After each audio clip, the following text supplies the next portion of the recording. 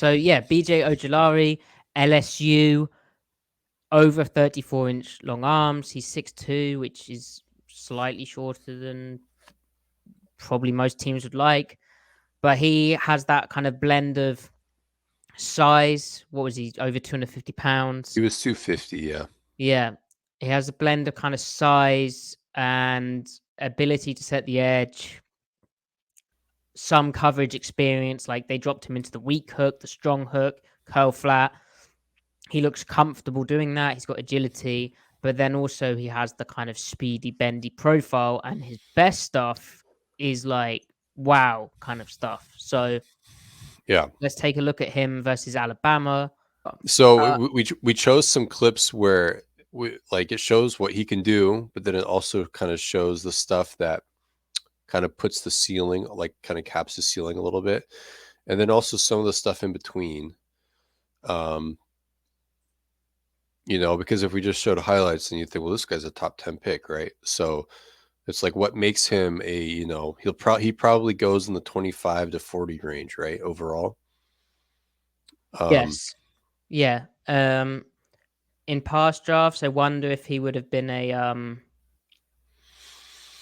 if he'd have been a third rounder, but I don't know. That's pretty harsh. I think he's firmly a second rounder in past Yeah. drafts. I mean, last year he probably gets taken right after Ebiketie and then Yeah, before Mafe. So he's 18 on the right. So this is now, yeah. I mean, you could argue you're cherry picking examples, but this kind of shows that he's a speed rusher. His strength is get up field, but every speed rusher has to be able to convert some power to unlock everything, like even their speed, to make teams respect their speed more.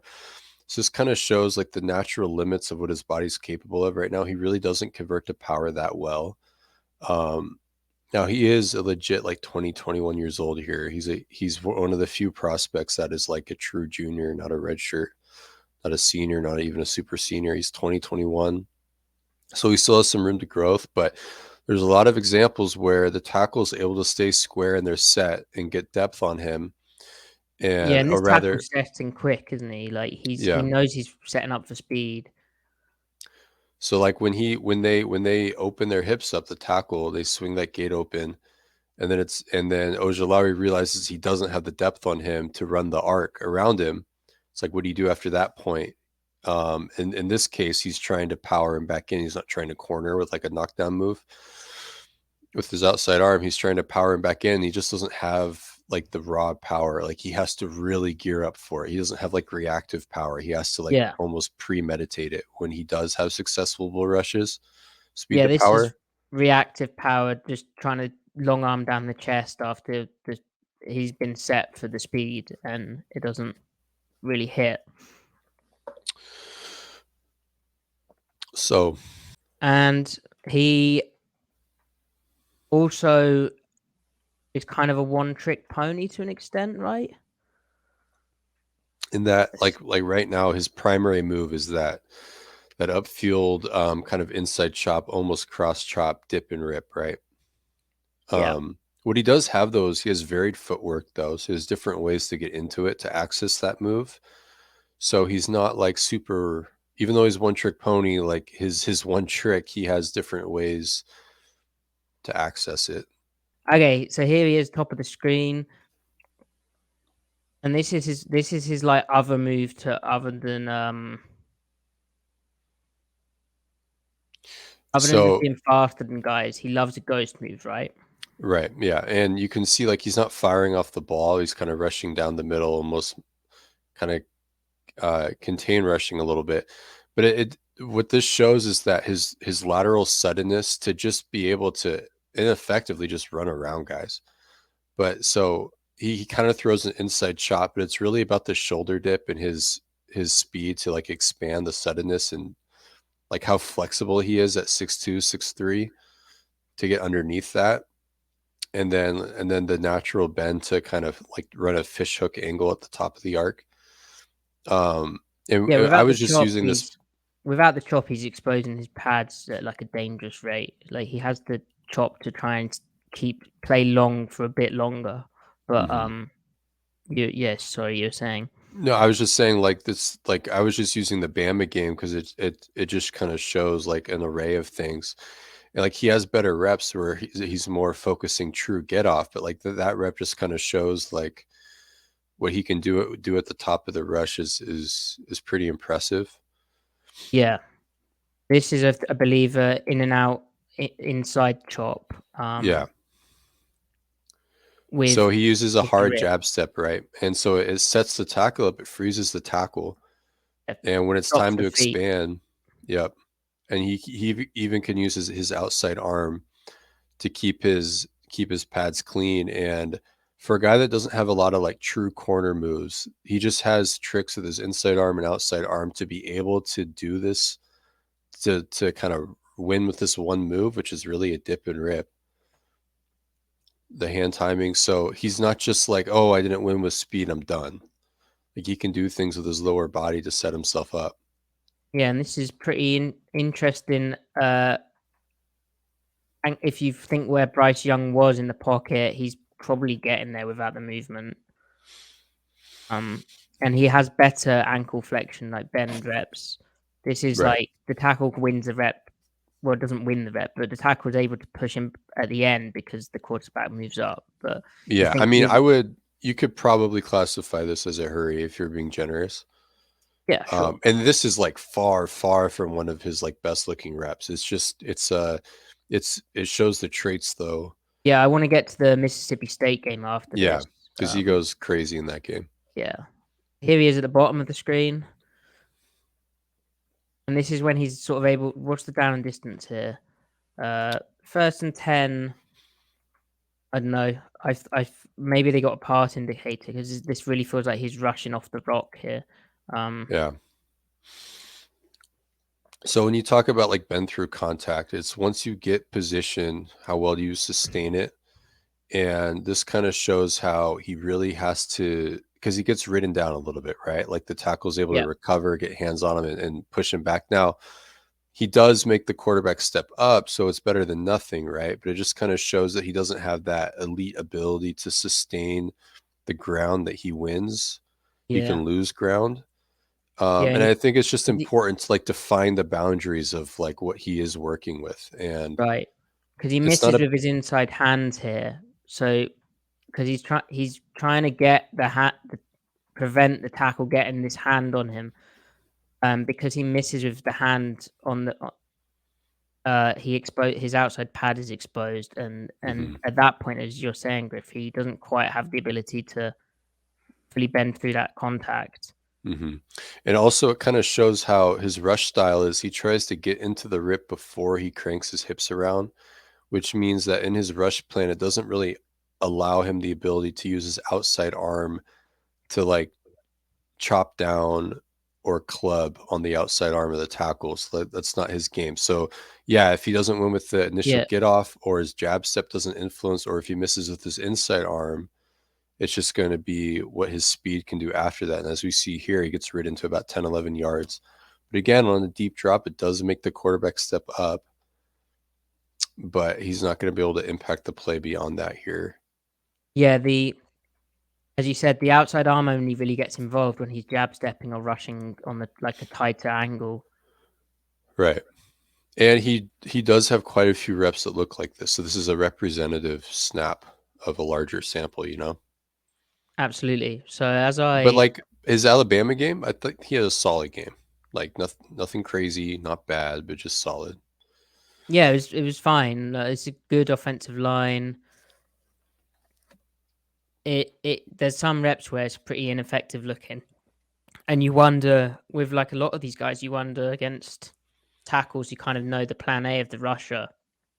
How effective are they once like he needs to kind of sharpen up connecting with the chop, otherwise he's going to come into difficulties. Right, so Mississippi State is not a bad offensive line. For instance, they handled Will Anderson very effectively, and yeah, they did some stuff which was pretty good. This was a game where towards the end, like the last 5 minutes of the tape, is just sort of the peak of what Ojulari can do. Hmm. Griff, how much stock do you put in the fact that his brother Aziz Ojulari, second round pick from Georgia. He had more sacks, but then he was coming from a Georgia defense which kind of cracked, right? So, Yeah. like, how's he done in the NFL? He had his rookie year, and do you like do you as a decision maker, would you even put any thought into the fact that his brother's in the NFL? Like, I mean, they're both edge rushers, so Right. I mean, it's funny because they're, I mean, even though they're both like similarly sized, they have pretty different styles. Like Aziz is probably a little bit more technique and strength oriented, and then not quite as bendy as his younger brother. But the fact that Aziz is panning out, if it means anything, it's nothing like but a good indicator, that like there's clear NFL pedigree there. Um, but So this is a funny rep because he's lined up over the 3 tech, and he's just it's not. I don't know how true this is to the NFL, but you can see the poor guard is very worried about the outside speed rush, so he kind of oversets to the outside. And mhm. I mean, this is a good read. I Yeah. don't think he was thinking inside move initially. I think this is reacting to the set again, and then the club swim. I mean, this is pretty poor guard play, but there you go. Nice sack. As we keep going through the tape. This and then Also, on that one, real quick on the swim move, when the guard tries to recover and he gets his hand on his hip, his vertical path like doesn't change. Like he stays on the path that he's on. right, So right. so There's that's not. that's actually encouraging. Yeah, it's like the kind of optimal path. There's no sort of running around. This downhill still. Yeah. Okay, so here now the ghost move really started to take over in this game, and so did the bends, like more bend than we'd seen. So it was a close game. LSU 17, Mississippi State 16. This is just now he gets helped here because he's kind of pulled around into the bend by the tackle, but it's still cool to see the lower half bending. Hmm. But yeah, the hold kind of helps. I mean, It's kind of in. that's 7-8 yards of depth right there. So that's pretty good. Yep. So he's kind of got that in him, and it'd be interesting if there are more ways for him to unlock this. Not just from being held around the arc by a tackle, but if he can start leaning more. Yeah. Obviously, Seattle's hired BT Jordan as their pass rush specialist, so maybe that does something. And then comes the stuff which really started making me sit up, pay attention, and think this is probably the first guy after the Anderson, Tyree Wilson that Seattle should be interested in.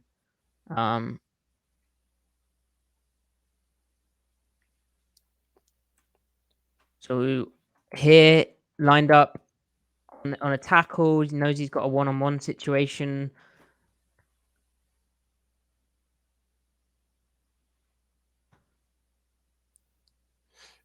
Is he misses with his hands and yet can sustain, kind of Leg his, turn. yeah, which is good, a good sign, because the tackle's got a hand on him, but he's bending that all the way through, which is good. It's not like he's riding a rip per se, but it just kind of shows like he's not like, even though I really liked Nick Benito last year, in that exact example, he might not be able to keep his feet in the ground at the same rate there, just because he was a full 10, 12 pounds lighter. Like that, the left arm from 58 there, the right tackle, would have been enough to keep Benito maybe out of the play a little bit. So even when Ojulari misses with his hands, he can still keep the rush up. Yeah, because this is going for the outside chop, right? And hence the sort of jump to try and he's going for the chop and then the rip, but then he just reacts into the working the flipper. I think you see chop and rip. Yeah, Yeah, but it's kind of like a swipe really with his outside. Well, yeah, like inside chop, swipe, and like everything is either misses or is ineffective, but his speed and flexibility Yeah, to keep getting the and feet in bend. the ground, that's like significant stride length as well. That's eating up ground. It's not just Hmm. like tiny little steps. So So that's a good rep. Like that's who he is. That's his calling card right there. right, and so he'd established that like trying to use the hands, so trying to mix it up a bit more, and then here he's started really going for the ghost move. So this is now LSU's up 31-16, fourth quarter, 1st and 10, but they're thinking pass. Like Mississippi State needs to get stuff interesting here. He's rushing from a 3 point because most of his stuff I saw was 2 point ish. Hmm. But here when they needed to get off the rock, and this was crazy. This was like I Yeah. was like, okay.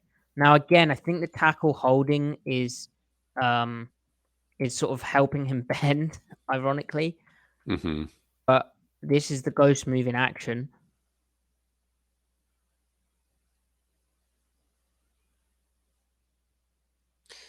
I mean, like he can dip under a table. It's so hard for like what helps offset the, we talk about the lack of maybe pure strength, ability to hold his ground when a guy's really on him is that they can't ever really get their hands on him because he's so good at reducing his inside pad or his inside shoulder. So they can't ever land a square shot, at Yeah, least like when he this does it this successfully. tackle ends up basically grabbing bicep. Yeah, like he's playing patty cake, the tackle is. He can't really. So he resorts to basically holding him at the end, which, like you said, helps him. But But it's still, even though he's held, it's impressive that he got that inside foot into the ground. yeah, You know, rather than like stepping the outside foot, he doesn't make the quarterback hit here. Okay, and so then finally on the Mississippi State game, another ghost move as promised. Here on the right side of the oh no, on the left side of the defense. Knows he's probably going to be 1-on-1.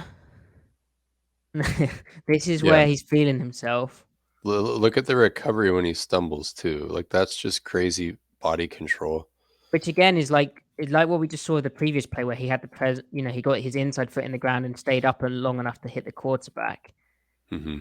Here he's dipped under the tackle in an even more audacious way, but he's able to stay balanced. He gets shoved. This is basically a block in the back. Yeah. And he still stays.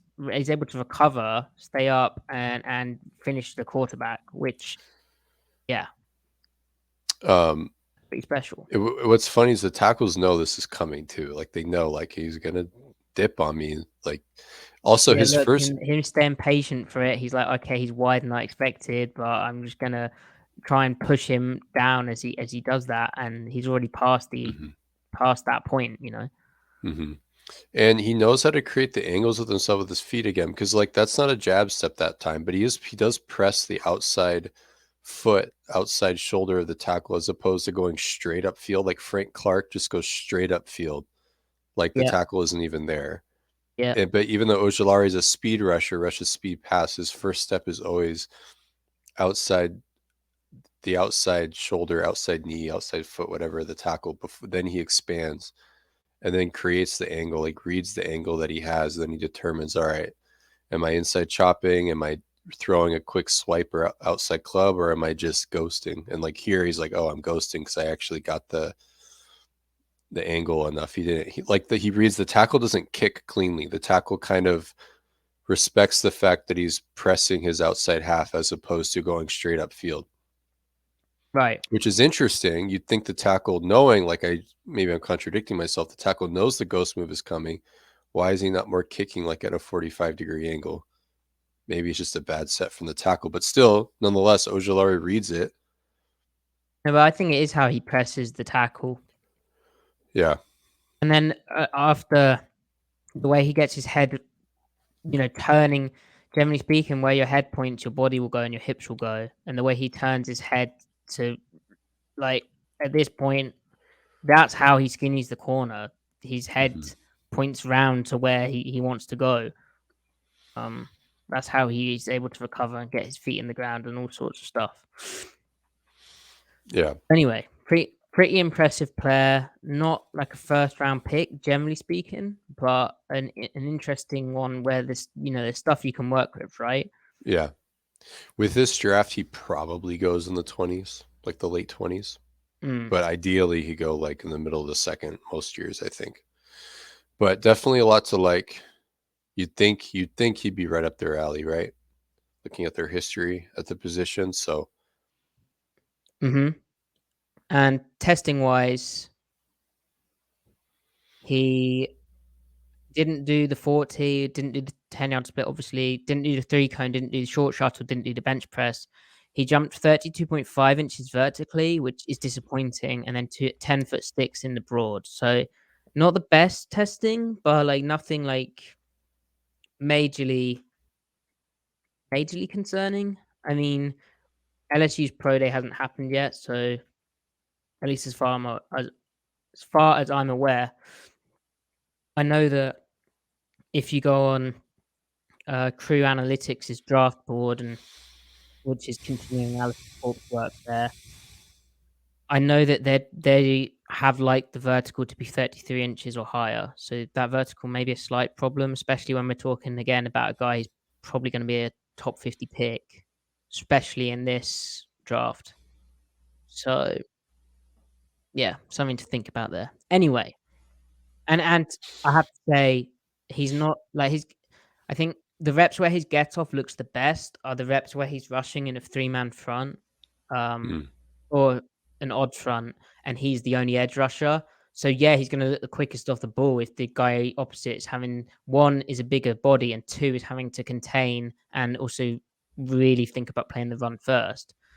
I didn't see like crazy get off or speed really, which is kind of concerning when the mm. fact that, he is like his main move kind of needs to be a speed rush. So I don't know, lots to unpack there. And when you think about, are we just saying this because he's the only guy who's 250 pounds or larger? Like the fact that he's Right. got a bit more size about him is noteworthy. And like, Yeah, it matters. and we should say like Ojulari is, you'd be able to play him on all 3 downs, whereas the next Yeah. few guys you actually couldn't. It's just a fact you couldn't. Yeah, like speed relative to density and bend relative to density matters a lot as far as projections go. Yeah, It's why there's a lot of college bendy guys that are 230 pounds that don't end up doing anything. Some of them do, some of them gain weight, some of them make it work.